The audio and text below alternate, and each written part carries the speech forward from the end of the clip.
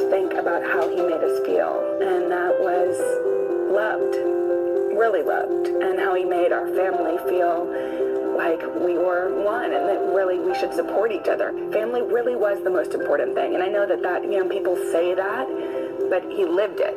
He lived it by babysitting us when we were little first graders living down the street from here in Washington, D.C., even though he had a debate the next day. Even as little kids, Janet and Barbara were painfully aware of the criticism their grandfather faced, but still, they knew the man behind the presidency. When we lived here in D.C., when we were in elementary school, we have this vivid memory of going to the grocery store. I was with my mom, and I saw the cover of Newsweek that said wimp, and had a picture of my grandpa next to it. It confused me. It confused us, because he was the antithesis of a wimp. He was somebody that showed us that family matters. He never was looking at work when we were next to him. He was present. He played with us. He made us feel special. He spoke softly, and he didn't speak about himself. He was humble.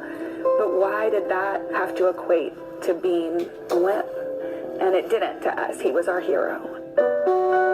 Setting an example of grace and fortitude through the good times and bad. And in his final summer on the rocky coast of Maine he loved so well, the greatest gift, cherished time together. I went up there with him, and it was so wonderful to have so much time just with him. It was just us.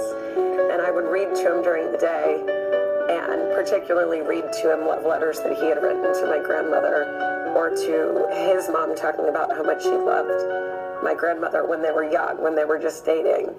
And he would be in his chair and his eyes would be closed, and so I'd try to wrap up my reading thinking that he'd fallen asleep. And instead, every time I would try to wrap up, he'd say, "Go on, go on." And he just had his eyes closed, because I think he was picturing what I was reading to him. Do you know what your earliest memory is of your grandfather? It's hard to decipher if this is my earliest memory or if it's just because there's photos to document it. But he came to Midland to visit us in Texas, and he was vice president when we were born. So he had a political rally, and we went, and I lifted my skirt. But he never made us feel like anything we did was shameful, or he was embarrassed by us. And believe me, there were plenty of times. I remember him saying at the inauguration, we bought some shoes with high heels when we were 18, and we could barely walk in high heels. We were teenagers. We were just trying to pretend like we didn't know what to do, how to be the first daughters. We were like, I guess we have to wear high heels.